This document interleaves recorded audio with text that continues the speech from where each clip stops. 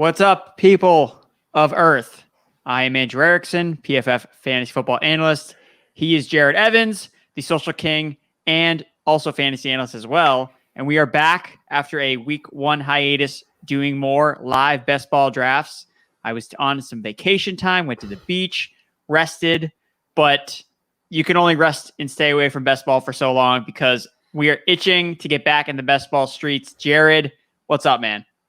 Dude, Andrew, you look like you just came back from the beach. So clearly that vacation treated you well. Love to see it. Yes, I am refreshed and ready. The most up-to-date rankings are in here, and it's been interesting to see how things have shifted. Again, last time we were here, it was before the Julio Jones trade, so it'll be interesting to see where he falls, where A.J. Brown falls. I haven't done any drafts yet, so I'm very intriguing to see where these Tennessee Titans are kind of landing. I know Ryan Tannehill, I believe Underdog Fantasy tweeted out their biggest risers. Ryan Tannehill's a big riser, which I agree with. Russell Gage is a big riser, which I don't necessarily agree with because I really think that he is a pretty below average player. I tweeted out a fact about him. Okay, of guys that got 100 targets last year, and I get 100 targets is a good thing. There is volume there, yes. But of guys that got 100 targets last year, Russell Gage, the only player he had more receiving yards was AJ Green, that also had 100 targets. And AJ Green is like attached to the skull emoji at this point because of how bad he was last season. Oh my God. Yeah. I saw on Ian's Kyler Murray piece, he did AJ Green so dirty. I mean, the guy kind of slightly deserved it, but yeah. All right. So we are in this draft now. And also too, we finished up that series of like the best guide to drafting at what position. So Jarad, I don't know if you can pull up the 106 one. You're at 106. I'm pretty sure I wrote that article, and I'm doing 109, which I believe our own Ben Brown wrote up. So I'm going to just do a quick search for that, try to pull that bad boy up. Let's see if I can't try to follow the hashtag flowchart to see if I can potentially, it'll be interesting to see how this thing play out. Because last time we did this, it was only a couple of the articles had come out, and both Nate and I got different picks than what had been written. So let me see if I can find a guide to the 109 on PFF.com. It's there. It's on PFF.com. All right. I'm grabbing the 106 here. Ooh, this is juicy. This is juicy, man. If Alvin Kamara makes it to the 106. Oh, yeah, that was the one with Kamara. Yep. So I have the one with Kelsey in it, too. So we'll see. Derrick Henry's going too. Oh man, that's wild. But I get it. He's such an outlier, man. Every time you try to talk about fading him because of X, Y, or Z, it just blows up in your face. Yeah, I know.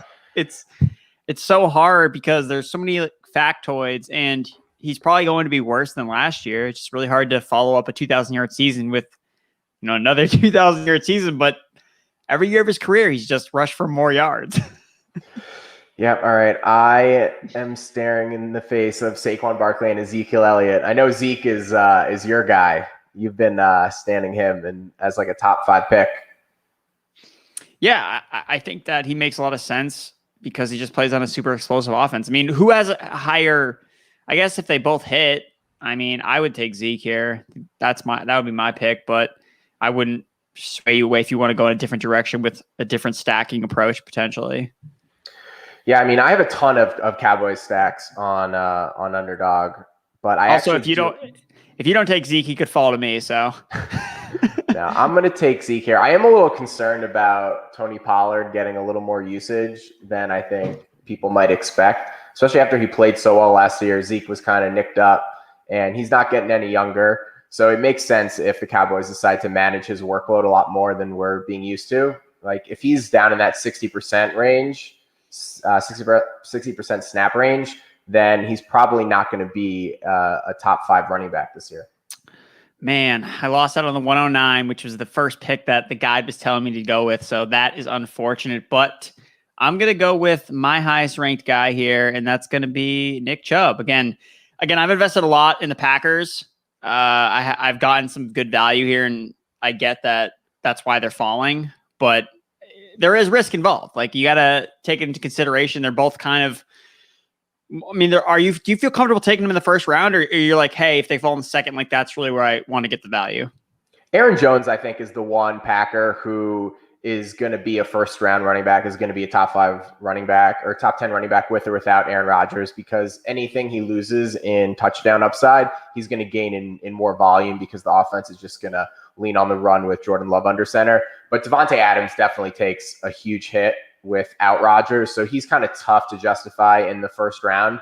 I've been scooping him up early second round, a lot of times trying to double stack him with Aaron Jones and then kind of try to buy the dip on all these Packers. Otherwise, I'm staying away. I'm either going all in or staying away. Yeah, I think that's the right approach. It was interesting. One of the Discord users, his name is escaping me, so shout out to him. But and bad on me, I guess. But one of his most exposed players is Deshaun Watson, and when you first think that, you're like, oh, that seems like it wouldn't make a lot of sense. But at this point, it's like he had already invested so much in Watson. It's like, well, you might as well just keep doing it, because if he plays and it hits, then it's like, oh my God, I was getting this guy 18th round. I mean, sometimes Watson doesn't even get drafted at all. So yeah, I think that it's still fine to go after some of these Packers for sure. And they're still both on the board here when we're in the middle of the second round. Something I want to shout out here is Najee Harris. C-Wing 49ers snagged him at 11th overall. God. And we're just going to see his ADP just keep climbing. Like Tyreek Hill, Nick Chubb, Travis Kelce, even Jonathan Taylor, man. I could see Najee Harris climbing above all those guys by the time August rolls around. All right, well, I took Aaron Jones because second round pick. And I really wanted to, Najee Harris, 111. He was someone that I was trying to hone in on. That's who I had kind of pegged in my guide that I have here, but he's off the board. So you can't get him. I'm going to take DeAndre Hopkins here just because I do not randomly have a lot of shares of him, and maybe see if I can scoop up Kyler in a round or two and get that sweet Cardinal stack. Yeah, nothing too shocking. Harris, dude, it's really not even crazy anymore to view him as a back-end first-round pick. I know I've talked about him being too low. I probably have him ranked too low because I can't come up with a reason to be, or at least a good reason in my opinion, that's like, no, you shouldn't draft him. The guy's going to see over 300 touches. There were 4 running backs last year that saw that, and they all finished as top 8 options. So I guess if he's like going top 5, then okay, then I'm probably out on that price. But I really don't think back end of the first round is really preposterous. Yeah, I agree. Volume is just king for running backs, and the Steelers are going to feed him until his legs fall off.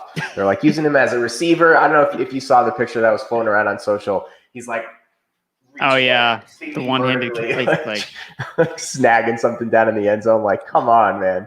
So one thing that's interesting with him, though, is there is going to be, because Najee Harris is going to encapsulate so many touches in this offense, I'm not sure if it's being factored in with the receivers.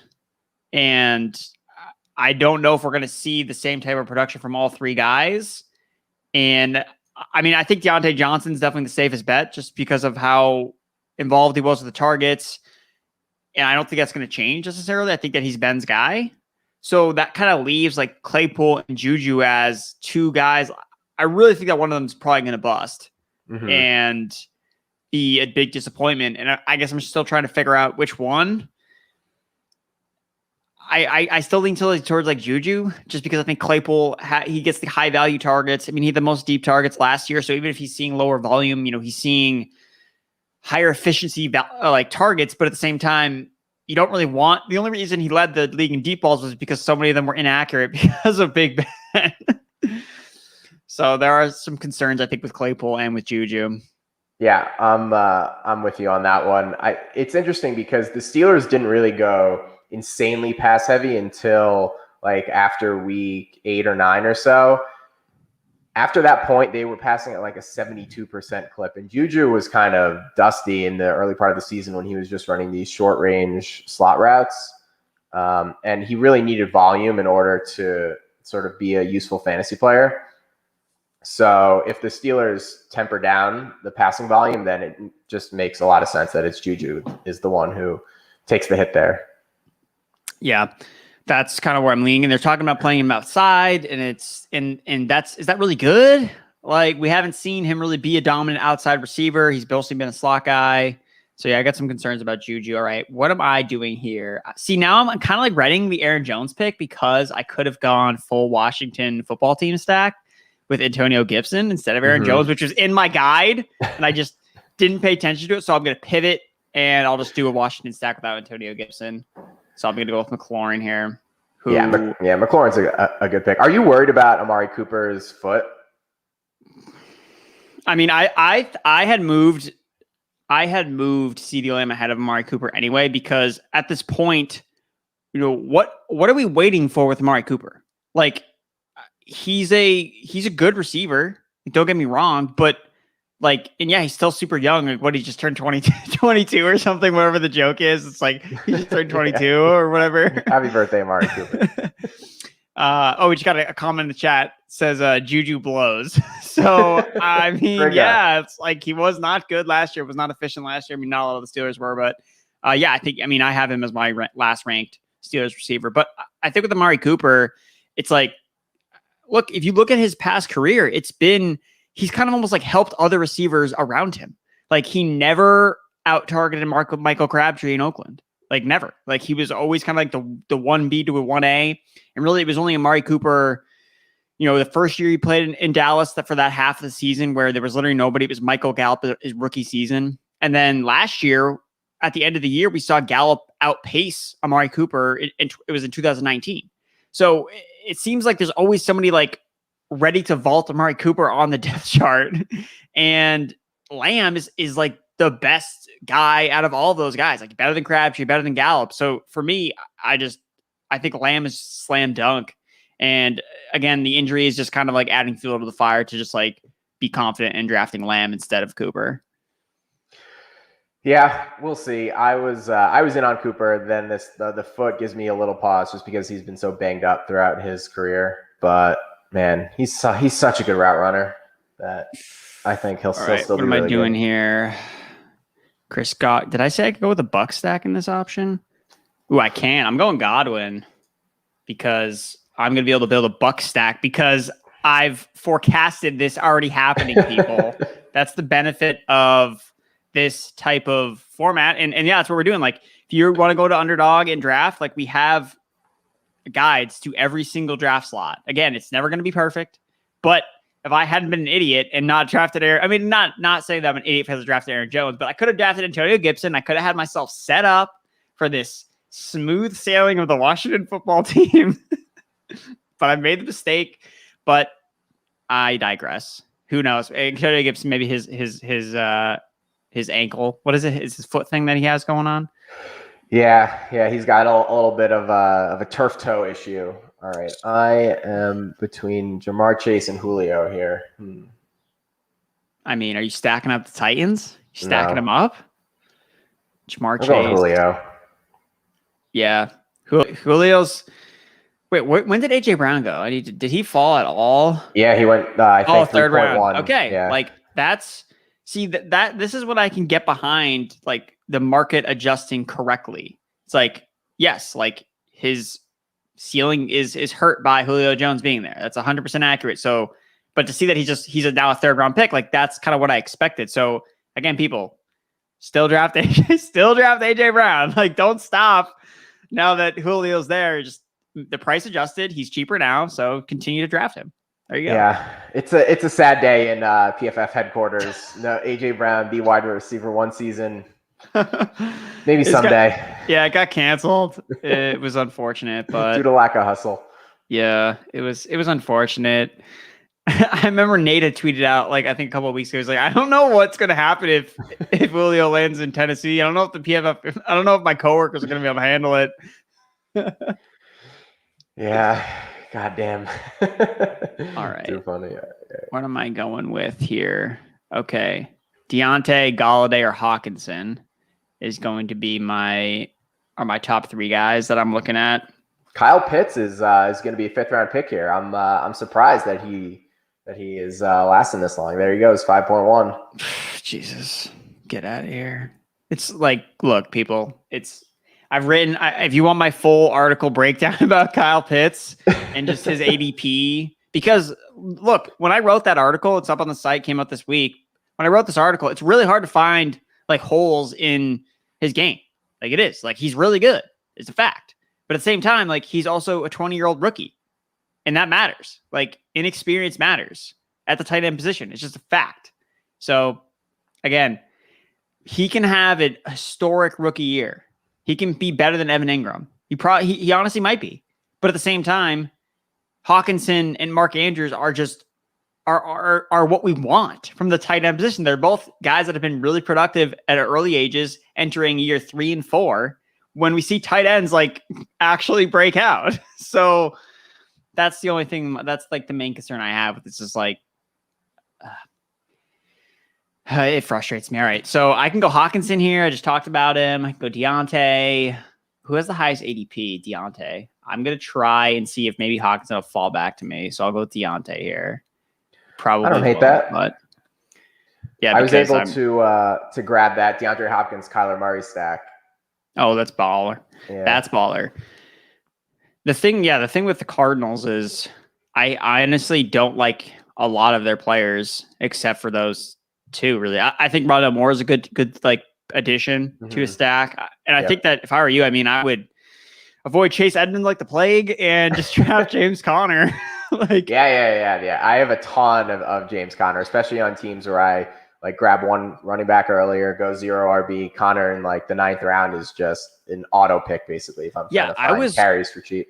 I was so off of Conner, like when the news kind of first happened, I was like, oh, he's going to get banged up. He's injured. But then it all just came down to the goal line work, because James Conner has 32 goal line carries since 2018 and Chase Edmonds has 1. Oh, baby. Hawkinson, baby, came back to me. He freaking came back to me. That's what I'm freaking talking about. That's your boy. I could stack up the Steelers. Let's see. Where else am I looking at? None of those guys are really top of my board, though. Or Odell Beckham. Ooh. Do I want Beckham? He probably won't fall back to me.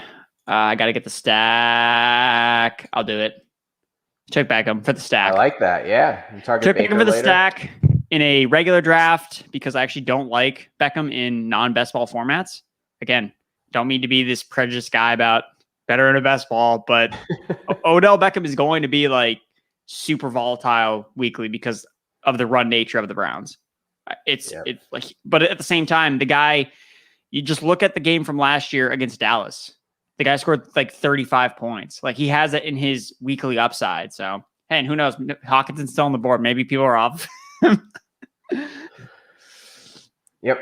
I just grabbed Kareem Hunt over Chase Edmonds, despite my Cardinals, and I'm very happy about it. Well, you see, Jarad, again, in my overvalued piece about some of these team stacks is when you have the mobile quarterback, you don't need to be extreme stacking because they score so many points on their own. So, I mean, if the value's not there, honestly, like you're probably more than fine just stacking up Murray and Hopkins if guys don't fall to you in any way.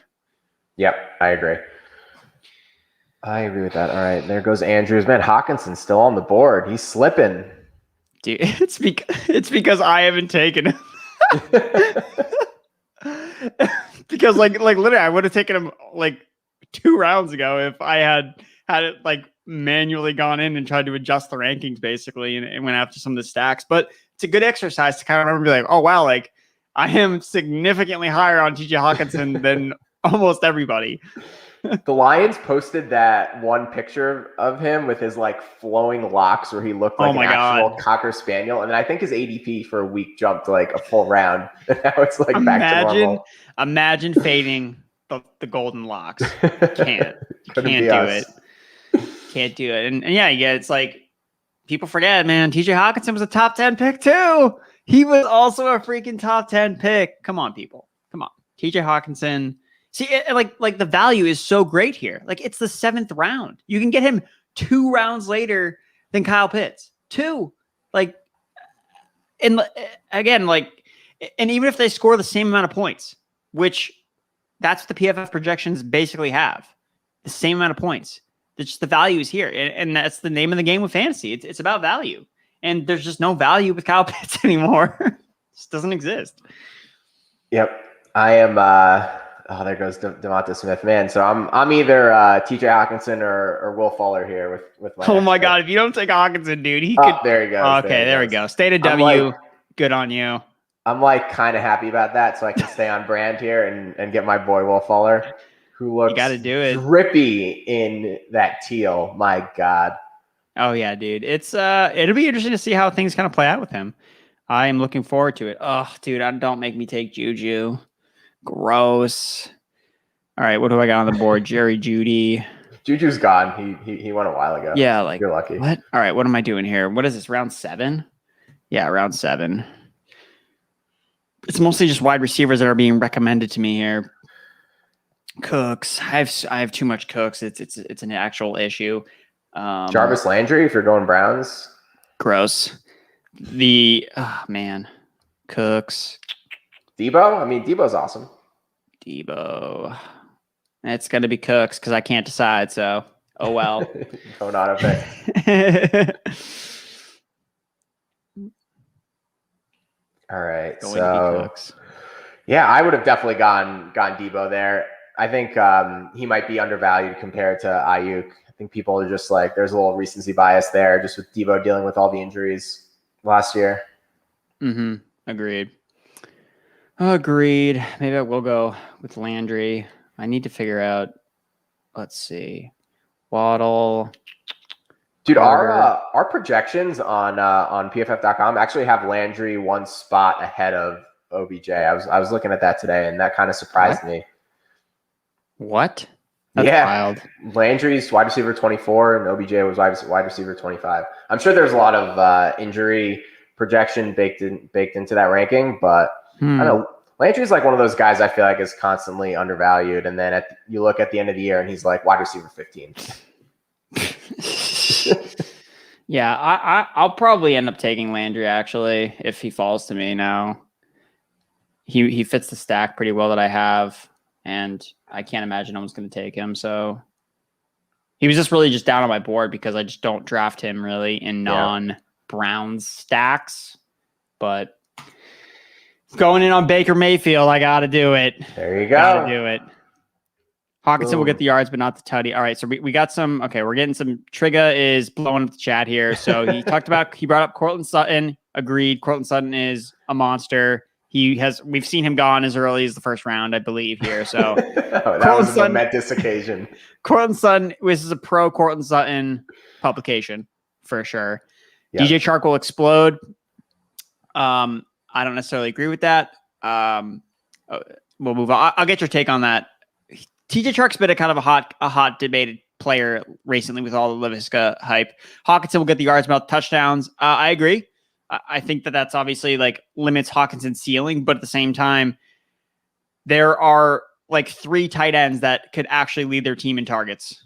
And the hit rate on those guys finishes top 3 tight ends is like above 80%. Like I believe I looked up the stat. It was like since 2015, any tight end that's led their team in targets has finished as a top 3 option like 85% of the time. And it was like Evan Ingram like twice, of course, because I don't know how he's so inefficient, but Evan Ingram, for some reason, like he leads the teams in targets, but he just doesn't do anything with them. But yeah, because he drops too many passes. Yeah, that's that's part of it too. Yeah, so yeah, Evan Ingram is definitely an interesting guy too. All right, but he said definitely better pick than Pitts, which that's the best take there, Trigga. That's the best take. So DJ Chark. So I recently moved Chenault over Chark just straight up because I think that Chark's kind of like a fake alpha receiver. I don't know if he really commands targets. If you look at their target rate on routes run the past 2 seasons, so if you look at Chark, it's below 20%, which kind of indicates to you that it's not like he's not some player that's just the sole player in the offense getting targets. You know, it was so surprising to me that Jacksonville had ranked top 5 in vacated targets last season because Chris Conley and Keelan Cole and these random dudes were getting targets last year because I know Chark was hurt for some of their year, but I mean, Chark doesn't command a huge target share. Like he just doesn't. Yeah, but he makes big plays downfield. So, that his targets are just so valuable in fantasy, even if he's not getting that many of them. So, his value is dropping for sure. And, he's definitely not a guy that I'm going out of my way to target in like the 7th round, but I don't hate him. Okay, let's see. What am I going to do here? Could go running back. Could go Devontae Parker and snack Tua later. Let's do that. All right. Get some hate on Laviska on my take here. What a terrible take. Laviska literally had a negative A. Yes, that was last year. We're not living in last year anymore. He's going to have a different role in a new offense. So that's what I would say to you, Mr. Sir Shibe, how you pronounce your name. I'm sure you're a great person. But that's the one thing I'll say is just we can't just copy and paste what happened last year. It's different. Like they have Travis Etienne to play near the line of scrimmage. Like we're going to see Laviska run more downfield. And he was one of the highest graded receivers last year against man coverage and posted one of the best ratings for a rookie wide receiver since 2014. So that'll be my rebuttal to that. Moving right along. And if there's a coach that's going to know how to use a player like Laviska Shenault, it's Urban Meyer. All right. I'm going to go with, I do like Trevor Lawrence a lot. I do need a quarterback as well. So I'm taking Trevor Lawrence.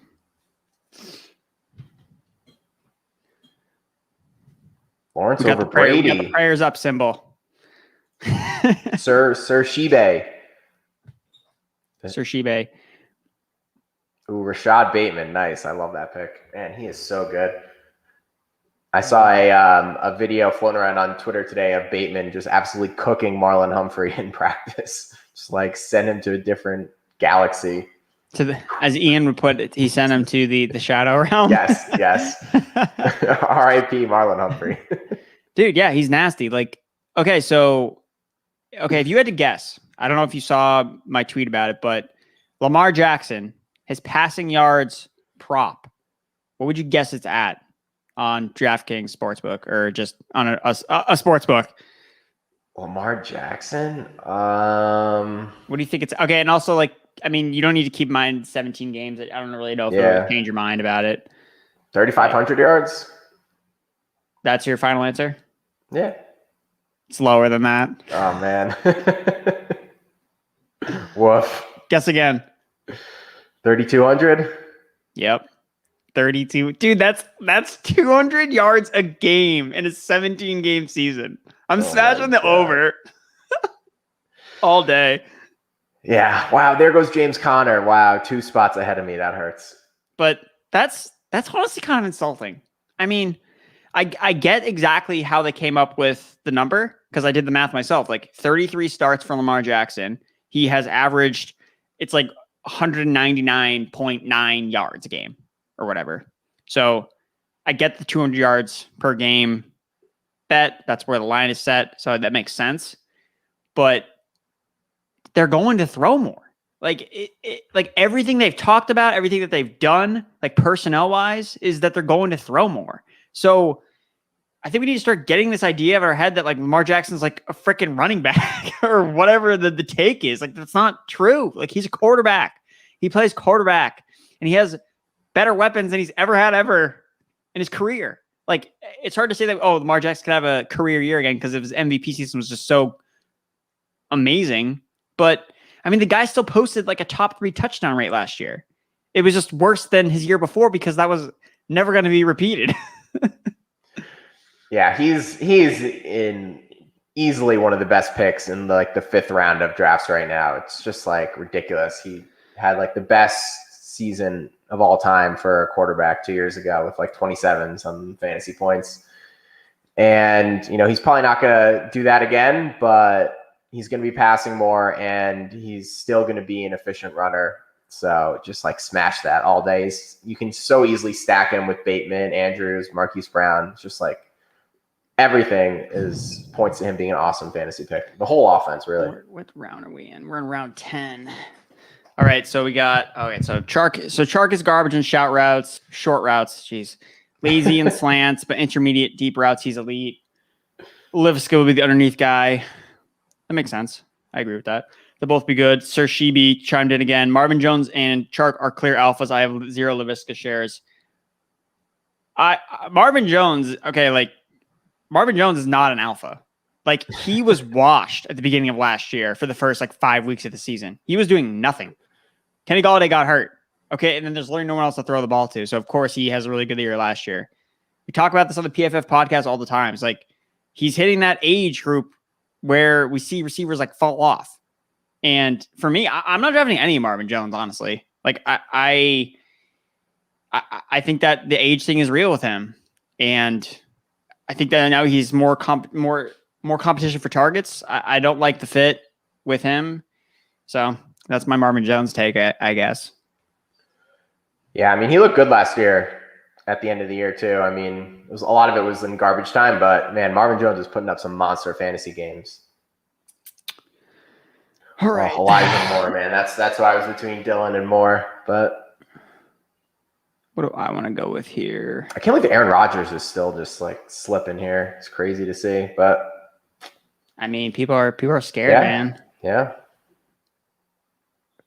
I guess I'll go with my guy Jamal. I just love him so much. Oh, Elijah Moore just went. Damn it, that's a good pick. Yeah, that's what I was eyeing too. All right, Jamal Williams. Jamal Williams over Darrell Henderson. I can't get behind that. Yeah, I probably if I could go back in time, I probably would probably would reverse the pick. No, I agree. I think that I'm pretty sure. Let me see my rankings. Do as I say, not as I do, people. No, I mean it's close for me, but I do have a lot of Jamal Williams, so it probably would have made a little bit more sense for me to adjust the exposure just a little bit. Yeah, like I said, yeah, round 10, Darrell Henderson, Jamal Williams. Yeah, basically it's just because my rankings are set up that way. But Darrell Henderson has a higher ADP, but the way that I have it set up here is I can't necessarily see the guys by ADP. I wish that I could sort by ADP versus my rankings retroactively, so I'm not reaching on guys that I'm ranked higher on, like TJ Hawkinson, for example. Sounds like got to ping Underdog and make a little tweak to their app here. Hey, come on, let's get this added now. This is a great platform to draft on. Super smooth. I got no complaints. I mean, I could just take Darrell Henderson now anyway. Just take them both. Why not? Ooh. Let's see. Is he there?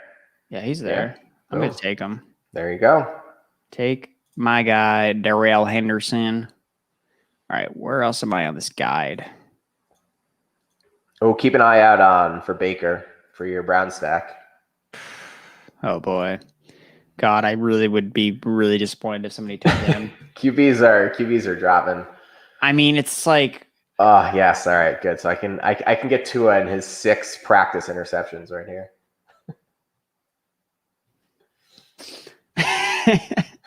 Dude, that's so. Dude, Tua is. I mean, everything is just set up for him to just be so much better than last year. I don't get the hate. I mean, I guess I don't know if a lot of people hate him. I think that he's good. And I mean, you drafted him, so I don't know if that's because you think he's good or not, but I drafted him because he gets to throw to Will Fuller. Yeah, right. He gets to be on the throwing end of every Will Fuller bomb. But I mean, dude, he needs good receivers, and now he has them. He's also another year removed from his hip injury. He's also now in an offensive system that's not built for Ryan Fitzpatrick. It was Chan Gailey. That was Ryan Fitzpatrick's guy last year. And now he has his own offensive coordinators that are building an offense for him. And he has Jalen Waddle, who has a perfect quarterback rating whenever he's freaking targeted. So, man, Bryan Edwards, 13th round. Dude. So David Johnson is so he doesn't go anywhere near this late in, I guess, normal drafts or drafts on other sites. I've seen him go in the 7th round. What? But that is preposterous. But Underdog is the Underdog community is just so out on this dude. That's which I'd rather. Oh, there he goes. State of W is watching. Yeah, I'd rather have Philip Lindsay Like, it's not even close. One of them is good at football, and the other is unfortunately dusty. All right, Can I take Baker here now? Yeah. Yeah. It's all right. Yeah, he's still there. Let's get him in the queue. And then I'll probably just go double with Fitzmagic. Just get them both. Oh, you're going 3 quarterback. Probably go 3 quarterback. So yeah, and you don't have a tight end yet either, so you might be doing 3 quarterback, 3 tight end. Potentially. We'll see. I mean, I guess I didn't really like a lot of guys on the board when I picked Trevor Lawrence. So yeah, that was kind of like an pick. But let's see. Where am I on this guide? Okay. Is Aguilar still available? I think he just went. Dang it. All right, well, I'm putting Fitzpatrick in the queue just in case I panic and don't know what to do, because that just routinely happens to me. They started to taking away running backs. They have 5 running backs, so that's good. Just take receivers. Gross. Oh, I can do a Houston stack with Cooks and some Nico Collins, even though that's probably not smart. Oh, I could do. I meant to do a Bears stack with. I should have taken Fields. That's what I messed up on.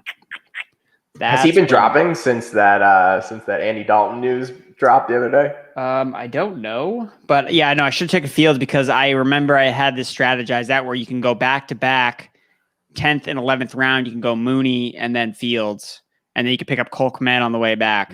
So I messed that up, man. So I get the reps in, people. So don't make mistakes like me. All right. What round is this in? What are we, round 14? Good God. Round 14, Kmet, Tariq Cohen. I already have another running back, so I guess, yeah, I'm going to go with the 3 QB approach. Some Fitzmagic. Is Christian Kirk alive this year? What do you think about him? No, because as bad as AJ Green was, he somehow commanded 100 targets. So, and he's going to play. So I just don't see where Kirk is fitting into in the slot. To do what? Like he's just been run 5-yard curls. He hasn't. Is Rondell Moore still there? No, Rondell Moore went in like the 10th round. I'm so like behind. When that happened. I'm so behind on these guys. I'm just like that guy in the draft at Super. I was like, dude, he went like 5 rounds ago. You're like waiting for your pick, and you have this guy circled. You're like, oh my God, like how's this guy still available? Oh shit, like, I'm up. I didn't even realize. I just panicked and had to take Christian Kirk. I didn't even realize. I mean, whatever. it's again, we're in the 14th, 15th round. This is kind of where we're taking some darts. All right, what pick are we at? We're pick. Let's see. All right, got 3 quarterbacks. We're 160. All right, we can kind of fly around the board now. We can do whatever we want. All right, I want to lock in Austin Hooper, who I think is actually kind of underrated. 6th highest target rate on routes run last year at the tight end position. And, I mean, we've seen him do pretty well. I mean, he was good in spurts last year before he, got hurt and the Browns had that whole weather fiasco thing where, every game they played was like a hurricane. So, they literally couldn't do anything. All right, Hooper. God. All right, let's just get this queue filled up so I don't panic because our conversations, Jarad, are just so good that we just fall out of focus with what actually matters. I know. Ryan Edwards is gone. Damn. Yeah, I guess it's really just fly around the board. Oh, I guess I can take another. Yeah, I should have taken Brady. Why didn't I take Brady instead of Trevor Lawrence? That was bad. That was bad. Because you have Godwin, right? Yeah, that was just bad. That was bad. Bad. Oh, well. Trevor Lawrence, I hope that he'll score a bunch of rushing touchdowns. I'm out now, and I don't know what to do. Don't take Austin Hooper. That's what I would never. Don't take Gio. Take Giovanni Bernard, dude. I mean, you have 4 running backs. So yeah, I'm done on running back. I think I'm going to take my boy here. Going Nico. Yeah. Yep, that's whatever. good. When in doubt, it's because he's so much higher ranked than I have versus ADP. So it's because he can honestly he can sometimes go in the 18th round or whatever. Yeah, you're just like whatever, I'll just take him now. Yeah, there's nobody else that I want right now, so whatever. Taysom Hill. Wow, Taysom Hill before Daniel Jones. Guys, Daniel Jones, come on, people. Come on. Like, it's the same thing, dude. The guy was throwing to literally trash last year. Darius Slayton, a 5th-round pick, was his number 1 receiver. Well, actually, it was Evan Ingram, but Darius Slayton was his number 1 receiver. Like, you're going to be bad if that's the case. And he can run. Like, do people just like forget it? It's like, oh, we love all running quarterbacks. Oh, except Daniel Jones. Despite the fact that he ran for like an 80-yard. Well, I guess it wasn't a touchdown because he fell. Because he stumbled, yeah. And I know that you're not the biggest Daniel Jones guy. I know that too. I know you picked. I believe someone asked us on one of these live casts. It was like Carson Wentz or Daniel Jones, and I believe you said Wentz. I stand by that. Dude, I'm not drafting any of Wentz or Darnold. I refuse to. And they might prove me wrong. I doubt they'll both prove me wrong. I can't do like one of them is not good. One of them is just isn't good. Like, so my biggest problem with Daniel Jones, especially versus Carson Wentz, is that one of them is going to be playing quarterback and receiving play calls from Jason Garrett. So I just unfortunately cannot get behind that. It's like a fantasy target. It just, I'm sorry, Giants fans. All right, well, okay. So did Tony Romo? Tony Romo had good seasons with Jason Garrett. Yeah, he had plenty of good seasons. Yeah, he did. He was fine. He was an undrafted quarterback. All right, I need wide receivers up the bosom. Ooh, Lazard. I do have another Green Bay player. Do it. Is MBS still there? Oh, no, he just went. Yeah, I'll probably take Lazard. I mean...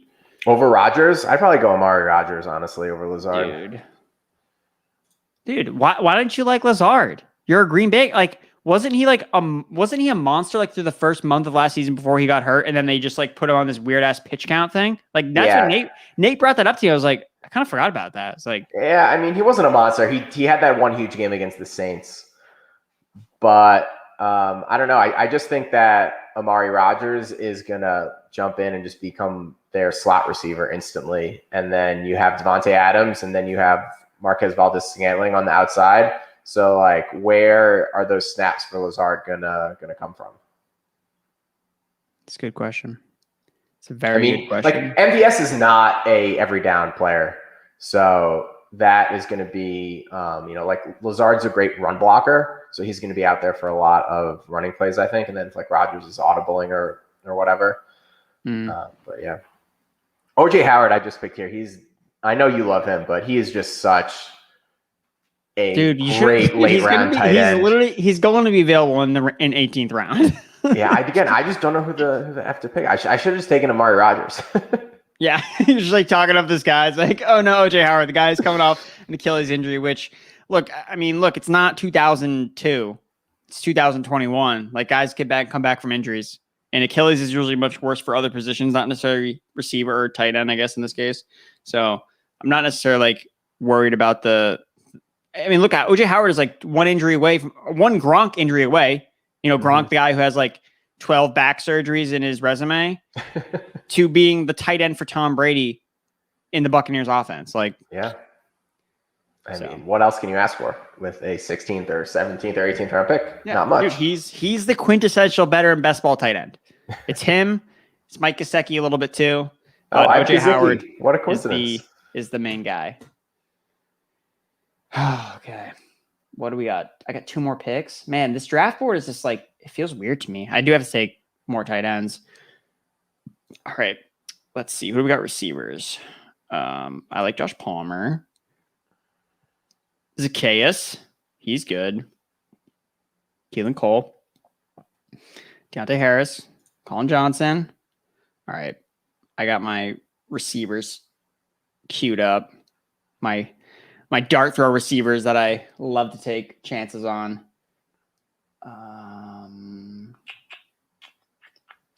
Oh wait, where's he probably got taken. He must have got taken already. When did he get drafted? Yeah, he's gone. Miami. I don't know why I didn't see him. He would have been a really good pick with Washington guys. Hate to see it.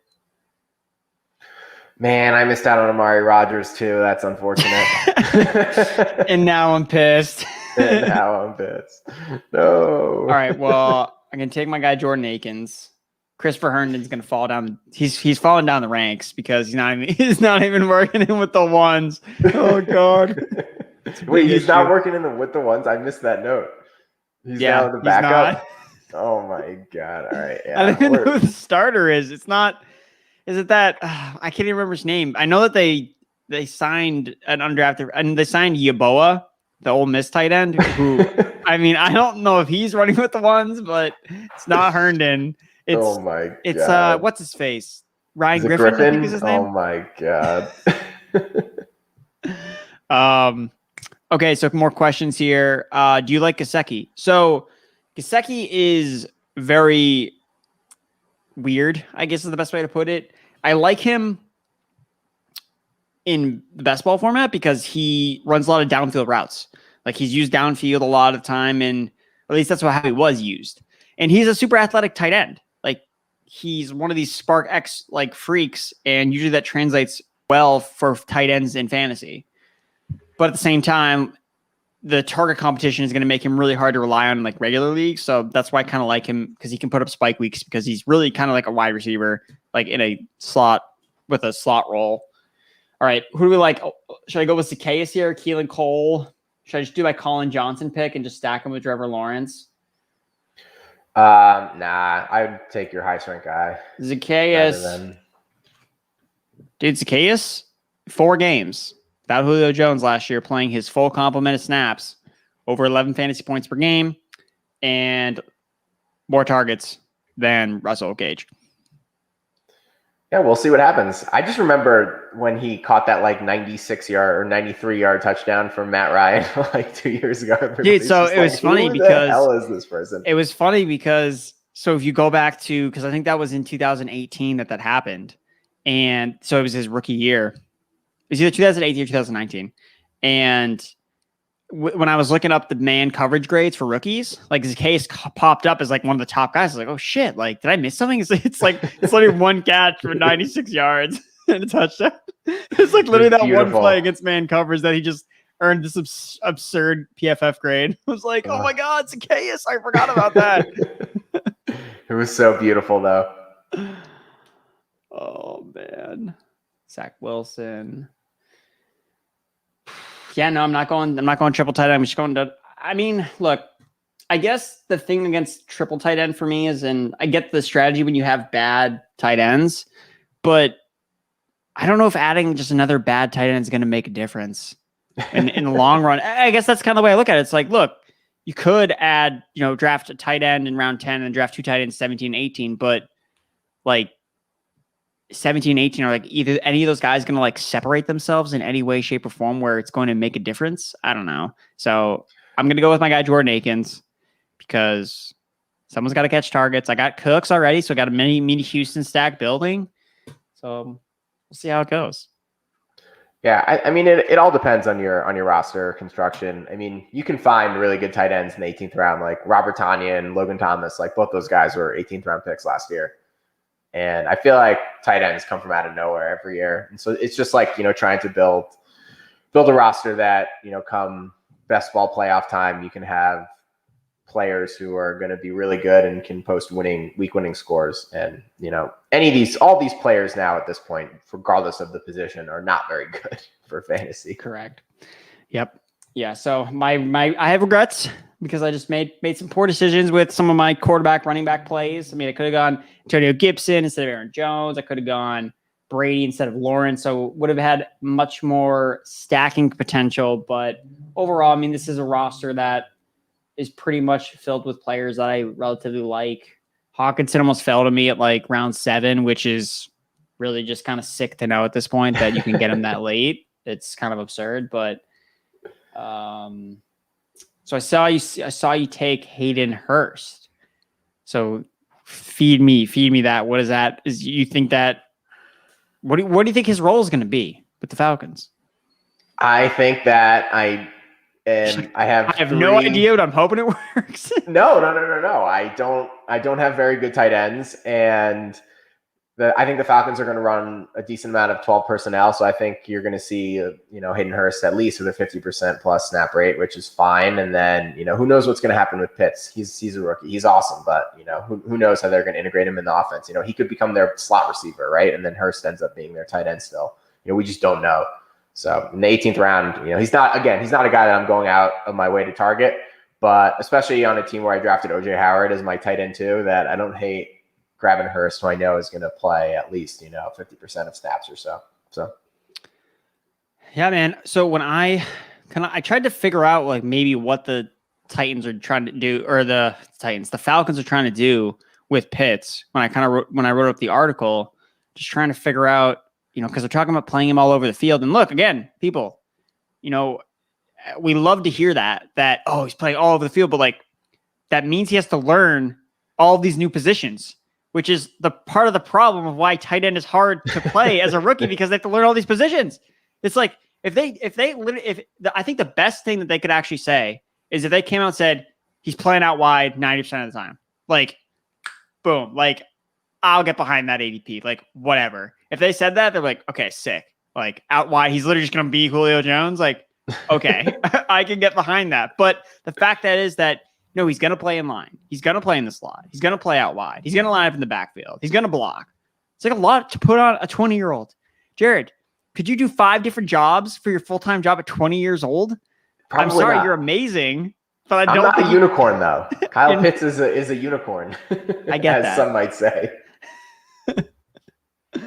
Oh, man. Dude, I agree with you. I'm on board. The only Kyle Pitts I have is when we were drafting before the NFL draft, and I have him in like the 8th round or the 9th round. I have plenty of Kyle Pitts exposure, and that's I'm good with that. I don't need to draft him the rest of the offseason. And yeah, and I think that's like what's offering me Pete. That gives me grants me peace of mind, so that like when he melts faces at some point this year, I can be like, okay, well, I know that I have him on like 5 best ball teams that I drafted in March, so I'm okay with this happening, because he's gonna have weeks. Like, don't get me wrong. Like, they're gonna be weeks that he has, but I think that he's gonna be more volatile on a week-to-week basis. I think it's gonna be a lot of big touchdown games. I would, if he like has a monster year, I think it'd be more like a Robert Tonyan type of season where he catches a lot of touchdowns and not necessarily like tons of receptions. Maybe I'm wrong, but I think that he's gonna have to catch a lot of touchdowns to kind of like find his way. And I mean, he's a monster. He's a 6'6" freak. So, but at the same time, Matt Ryan played with Julio Jones and could seemingly never find him in the end zone, like, ever. So that'll be another question. But back to Hayden Hurst. So Hayden Hurst really actually played a lot of the slot. So if I had to bet on who would actually move into the slot the most, I think it would actually be Hurst and not Kyle Pitts, for the reasons I just kind of laid out. Like, they need an outside receiver. Like, I know I drafted Zacchaeus in here, and it looks like Trigger likes Zacchaeus. Zacchaeus is money. Yes, I'm hoping he is money. I'm hoping that that's the case. But the guy's like 6 feet tall. You have these other receivers. Frank Darby's like 6 feet. Russell Gage, under 6 feet. Like, there are a lot of smaller receivers. And then you have this 6'6" freak, and it's like, they might not have like the luxury to put him in the slot. So it's like, no, like, we need to like help these other guys. Mm-hmm. Like, they need the slot. And they also talk about like moving Russell Gage a little bit too. So I think that could warrant more of Hayden Hurst in the slot, Pitts outside, which I think is still good, Ridley on the other side. And I think Hurst in the slot is interesting for sure. Yeah. I think that makes him more intriguing. And his splits were weird because he ran like the 5th most routes last year at tight end. Something absurd. So he was running a lot. He also sucks at blocking. So if Arthur Smith is this optimal guy, like, he would recognize that and be like, no, we can't have Hayden Hurst block because he can't block. Like, we can't put him in a position to fail. So it's just really it's tough to peg what the Falcons are going to do, because we're trying to take from the Titans, like what he did to some extent, and like put it on the Falcons. But the teams are like so different. Like, the personnel's like all over the place in terms of differences. Like, you have Kyle Pitts, but he's not like Johnny Smith. You have Mike Davis, but he's not like Derrick Henry. So it's like, how much of the Titans offense can we really put into consideration with this Falcons team? Or is it just like, no, Arthur Smith is just this optimal guy that just knows how to use all of his guys correctly? Like, is that really more the way we should look at it? And I agree to an extent. Like, that makes sense. But it's at the same time, coaches make mistakes sometimes. And I think Ryan Tannehill's better than Matt Ryan. So that's the other thing too. But yeah, we'll see. I mean, I'm sure there's going to be a learning curve for Arthur Smith too. This is his first time being a head coach and dealing with all that added responsibility on top of play calling. I mean, just follow along with the Falcons beat writers, especially once training camp starts and preseason, and we have a better idea of like how these players are actually being used. Until then, we're all just guessing. So like, take the cheaper option, and then once we have more information, we can adjust. But for now, buy Zacchaeus and Hurst for cheaper than Gage and Pitts. Yeah, don't buy Gage, please. Just stay away from Gage. He's just not good. Like, he's not that good of a player. All right, so a couple questions here, and then we'll review our lineups, and then we will get out of here. We're approaching the hour mark. All right, Nick S asks, what's your opinion of the Miami stack as late alternative to the Cincinnati stack? I like it. Again, I talked about Tua a little bit on this show. I think he's underrated. I mean, you have you have basically Will Fuller's biggest fan on earth here, so he's going to obviously vouch for it. Well, at least take Fuller. I really like Jalen Waddle a lot. So, yeah, I think that the Dolphins stack makes a ton of sense. Their defense is pretty good, but things can change. Like, guys get hurt. Xavier Howard, what if he doesn't show up? What if he holds out? Okay, they just lost their best defensive cornerback. Okay, now their defense isn't good anymore. Like, those are all things that could happen. So I think that Miami makes a lot of sense as a stack that's late. I think Tua's underrated.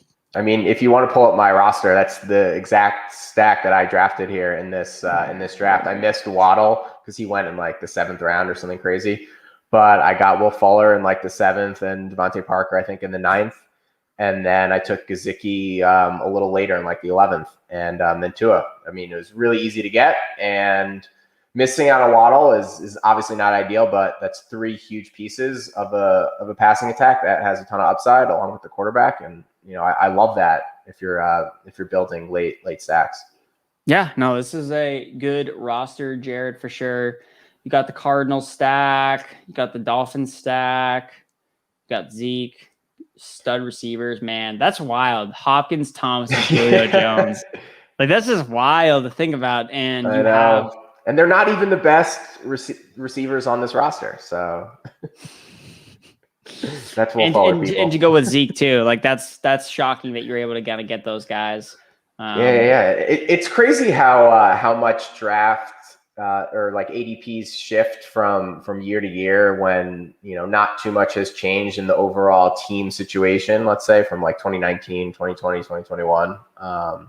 But the market shifts, but a lot of times players rebound, especially like studs like Thomas and Zeke and Julio.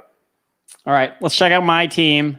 I'll admit I like Jared's teams better, but we'll see what happens. All right, so again, the Trevor Lawrence pick just panicked. Didn't really need a quarterback. Kind of just an urge pick. Whatever. I would have drafted another wide receiver, so maybe it would have made a difference. Maybe not. Maybe I could have taken Diami Brown instead. It'd make my lineup look a lot prettier, I'll admit.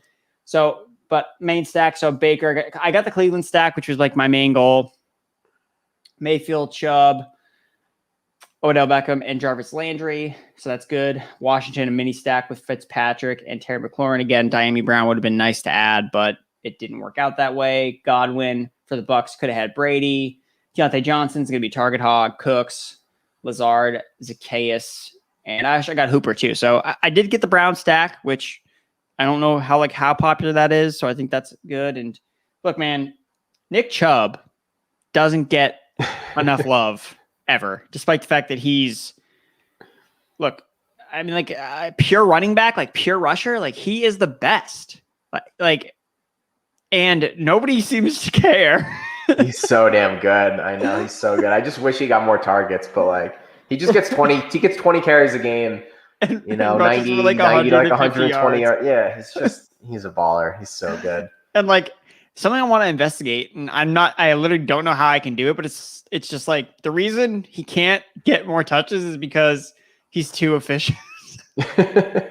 he's actually hurting his perception of targets because he's too efficient. So I don't know how I can write that up and put data behind it. I don't know if I have to watch all of his runs and be like, well, if he rushed for 4 yards here, he would have an extra carry. These are his, expected carries or whatever. I could maybe come up with something like that. But yeah, I mean, And I kind of find myself going back and forth with Nick Chubb in comparison against like these second-year breakout guys. So like Jonathan Taylor, Cam Akers, and I see the ceilings with these guys, the sexy new toys, but at the same time, I just kind of like want them to be Nick Chubb. But at the same time, like it's like the Family Guy meme where it's like you could have this boat or you could have this box that could have a boat in it. It's like.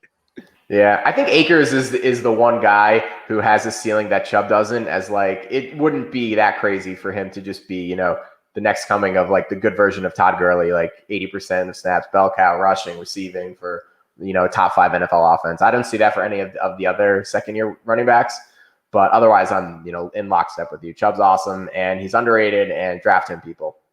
Yeah, I think that he, for me, is just so safe that there's probably going to be one of these second-year running backs is probably going to bust. Like it happens. Like last year, Sanders and Josh Jacobs were, they finished okay, but they didn't probably meet expectations in a lot of ways, whether it's because of injury or whatever. But Chubb, Chubb's not going to bust. Like that's not possible. Like he's just too good unless he got hurt last year and he still didn't bust. Like what else is he supposed to do where you're going to look back at the season? I don't think anyone is going to say, oh man, like, why did I draft Chubb so high? It's like, I don't think you're going to say that. I think there's a potential with Taylor, with Akers, that's just in the range, or even Gibson, it's in their range of outcomes where, we get ahead of ourselves a little bit too much on them, projecting that they're going to be these massive, and that's part of the job. We obviously want to try to project these guys and they have tantalizing upside, but at the same time, Chubb is locked and loaded, man. Yeah. Like he's so safe. And I think that but best ball, I think it's a little bit different, but like in redraft, it's like, I think I'm probably just gonna end up ranking Chubb higher because I'm like, look, he's so safe. I have no worries about his workload. And, people don't talk about, what if Kareem Hunt got hurt? What if Kareem Hunt gets arrested again? Like, dude, Chubb would just, I think that he could be a freaking monster. He'd be like the RB1. So, that's Nick Chubb, people. Jarad said it best. Just draft him, man. He's so good. He's so like we need to. It's a Nick Chubb. It's a Nick Chubb Pro live stream. I'm into that. I think that's a great way to sign off.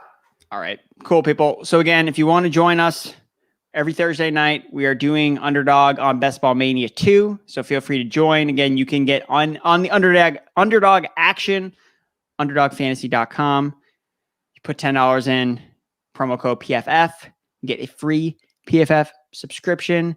You can read all of my articles, read all of Jared's articles, tons of good stuff. Use the tools, and hopefully you can find yourselves in the money, in the running for a $1 million prize, which is the Best Ball Mania 2 grand prize. It's actually $1 million in one, but giving up to over $3 million. So it'll be fun. So again, thank you guys for tuning in. We will see you next week. Have a great night.